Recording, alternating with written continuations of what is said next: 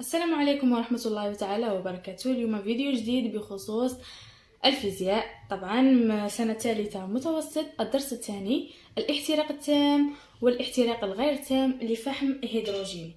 الحاجة الأولى كاع قبل ما نبدو الدرس، شنو معناتها فحم هيدروجيني؟ تعريف الفحم الهيدروجيني، تبعوا معايا هنايا. رانا نقولوا فحم هيدروجيني يعني فيه الفحم وفيه الهيدروجين. انا نعرف الفحم هو نفسه كما الكربون، يعني الحرف تاع الكربون هو السي، والهيدروجيني يعني من الهيدروجين نعرفوا بلي الرمز الكيميائي تاعه هو الاش. ما لا نقصد بالفحم الهيدروجيني هو كل جسم نقي يتكون من عنصرين، الكربون سي والهيدروجين اش. هذا مكان اي جسم نقي فيه هيدروجين وفيه كربون نعيطوا له فحم هيدروجيني. سهله ولا ماشي سهله؟ سهله. اولا تعريف الفحم الهيدروجيني، قلنا فيه فحم وفيه هيدروجين. ما لا اي جسم نقي يحتوي على الكربون اللي هو الفحم ويحتوي على الهيدروجين نعيطوا له فحم هيدروجيني. قلنا هو كل جسم نقي يتكون من عنصري الكربون اللي هو سي، رمز الكيميائي تاع الكربون سي، والهيدروجين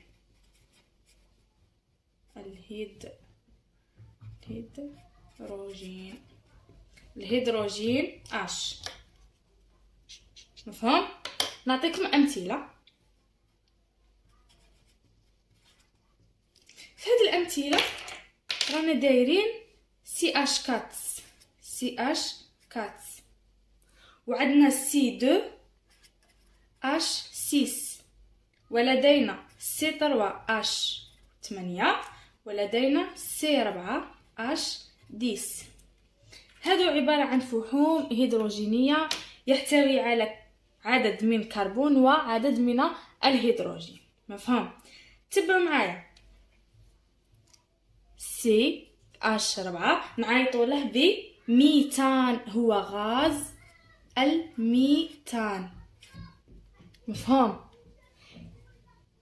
C2H6 هو غاز الإيثان.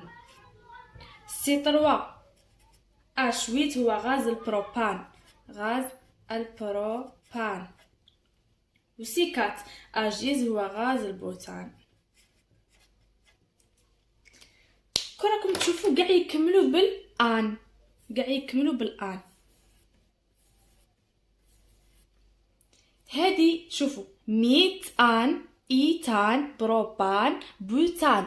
هذه ميت، إيت، بروب، بوت، هادو عبارة عن تسميات حروف يسموهم بهم الفحوم الهيدروجينية. يعني في الكيمياء مثلا هنا عندي C1 نعيطوا له ميت، إيت هي 2، بروب هي 3، وبوت هي 4. باش سهل عليكم الحفاظة، ميت، إيت، بروب، بوت. نتوما مطالبين غير بربعة، غير C4H10. مفهوم؟ هما كاين بزاف اعداد حتى 10 الى غير ذلك، بصح نتوما مطالبين في السنه الثالثه نورمالمون غير 4، ميت، إيت، بروب، بوت، وزيدوا لهم كاع ان. مفهوم؟ CH4 C2H6 C3H8 C4H10. هنا غير باش تعرفوا التسميه كيفاش جات. مفهوم؟ حسنا، دروك الحاجه الاولى نروحوا للاحتراق التام لغاز البوتان. الغاز البوتان هذا وين نلقوه في القداحه. مفهوم؟ يعني في البريكان نلقاو غاز البوتان. غادي نديرو مثال على الاحتراق التام لغاز البوتان. مفهوم؟ الحاجه الاولى درنا مثال، جبنا قداحه ودرنا فوقها كاس ولا بيشر وشعلنا هذيك القداحه. في الاحتراق التام لغاز البوتان شروط شهماله. شروط لازم يكون عندنا كميه الهواء بوفره. هنايا لازم يكون الهواء بوفره. في الاحتراق التام كي نقولوا احتراق تام يعني عندنا الهواء بوفره. مفهوم؟ وغادي نشوفوا اللهب تاع الولاعه لهب ازرق. مفهوم؟ الاضاءه تكون ضعيفه.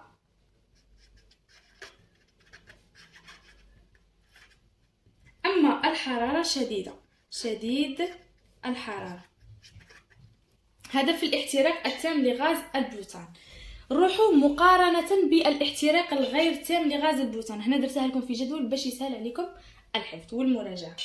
اما بالنسبة للاحتراق الغير تام لغاز البوتان غادي نشوفوا الهواء غير كافي، يعني الهواء غير كافي ولا ليس بوفرة، مفهوم. اما بالنسبة للهب يكون لهب اصفر. في الاحتراق الغير تام لهب اصفر. الاضاءة سوف تكون شديدة الإضاءة، يعني العكس تاع الاحتراق التام. الإضاءة شديدة. أما الحرارة ستكون ضعيفة، ضعيف الحرارة، مفهوم. دروك ننتقلوا إلى النواتج. كل احتراق عنده نواتج تاعه، مفهوم. هنا في النواتج ركزوا معايا مليح. نواتجه. في الاحتراق التام لغاز البوتان عنده نواتج 2. النواتج تاع الاحتراق التام لغاز البوتان عنده الماء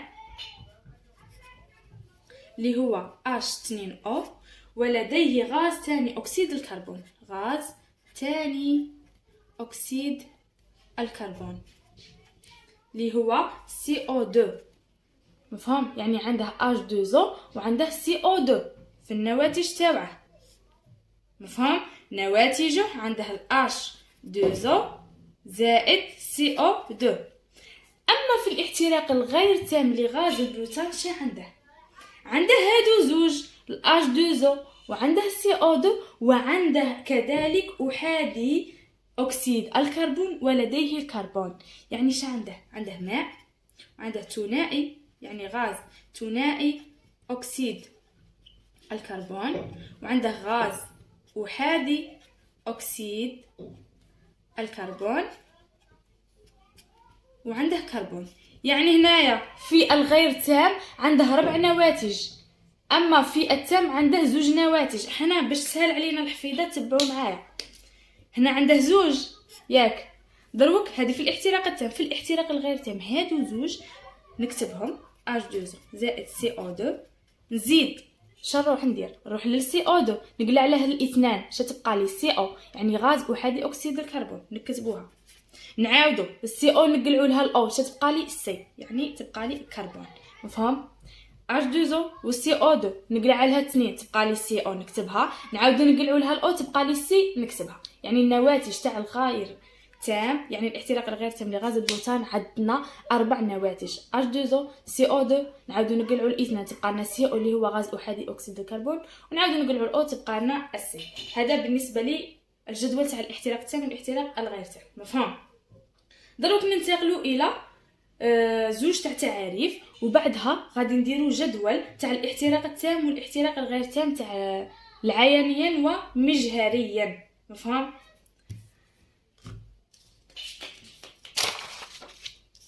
شنديروا في التعريفات المهمه في هذا الدرس. عندنا تعريفين، عندنا فرق بين التحول الكيميائي والتفاعل الكيميائي. تبعوا معايا بشويه. التحول الكيميائي شو معناتها؟ هو انتقال جمله كيميائيه من حاله ابتدائيه الى حاله نهائيه مع بقاء كتلتها الكليه محفوظه. رانا نقولوا تحول، يعني جمله تحولت لي من حاله ابتدائيه لحاله نهائيه. هذا بالنسبه للتحول الكيميائي، مفهوم. أما التفاعل الكيميائي معناتها نموذج للتحول الكيميائي يفسر كيفية تحول أنواع كيميائية وتشكل أنواع كيميائية جديدة. التفاعل الكيميائي راه يفسر لي كيفاش من نوع كيميائي انتقلت إلى نوع كيميائي جديد، مفهوم. ننتقل إلى الجدول ونشرحها لكم بالتفصيل. نديروا أول جدول اللي هو الاحتراق التام لغاز البوتان. تذكروا معايا عينيا قلنا نديروا الانواع الكيميائيه نكتبوها باللغه العربيه عادي، يعني الاسم تاعها نورمال. اما مجهريا قلنا نديروا الرموز الكيميائيه. هنايا قبل التحول وهنا بعد التحول. انا احتراق التام لغاز البوتان قبل التحول شا عندي؟ دائما كي نقولوا احتراق اي ماده قبل التحول نديروا هذيك اسم الماده زائد اكسجين. انا عندي غاز البوتان مالا قبل التحول شا عندي؟ غاز البوتان مادام كاين احتراق يعني زائد غاز الأكسجين ولا ثنائي الأكسجين. غادي نتحصل على ماذا؟ غادي نتحصل على ماء زائد غاز ثنائي أكسيد الكربون. هادو في عيانيا نكتبهم باللغة العربية. دروك نروحو مجهريا غير هي ونترجموها، يعني نترجموها إلى رموز كيميائية. عندي غاز الأكسجين، نعرفوا بلي غاز الأكسجين هو O2 قريتهم في السنة الثانية، زائد غاز البوتان بوتان ميت إيت بروب بوت 4 يعني سيكات H10 سيكات H10. هادو تحفظوهم تاع الغازات. تعطينا الماء وغاز ثنائي اكسيد الكربون. غاز ثنائي اكسيد الكربون اللي هو CO2 نديرو سه يعني تعطينا، يعني من الحالة الابتدائية الى الحالة النهائية نديرو سه، زائد ماء اللي هو H2O. هذا الجدول بالنسبة للاحتراق التام لغاز البوتان. دروك ننتقلوا الى الاحتراق الغير تام لغاز البوتان. بالنسبة للاحتراق الغير تام لغاز البوتان عيانيا مجهرين، هذه ما تبدلش. هنا مكونات الجملة قبل التحول وهنايا مكونات الجملة بعد التحول. هيا عندنا غاز البوتان احتراق، باش نقولوا يعني المادة اللي باغي تحترق غاز البوتان زائد أكسجين، غاز البوتان زائد غاز الأكسجين. في مجهريا غير هما نعطوهم رموز تاعهم O2 زائد سيكات H10. مفهوم؟ دروك بعد التحول شا عندي؟ غير تام. غير تام عنده 4 نواتج. في الغير تام عنده 4 نواتج. شا عنده ماء زائد غاز ثنائي أكسيد الكربون. نقلعو هذيك 2 شا تولي؟ غاز أحادي أكسيد الكربون. نزيدو نقلعو هذيك الأوش تبقى لي كربون. مفهوم؟ هيا نديرو السهم تاعي غادي تمد لي نفسهم. شا غادي تمد لي؟ غادي تمد لي CO2 زائد H2O زائد CO نقلعو 2 زائد نقلعو الأو سي. مفهوم؟ 4 نواتج. إلى هنا ننتهي في هذه الحصة، نلتقي في فيديو آخر إن شاء الله.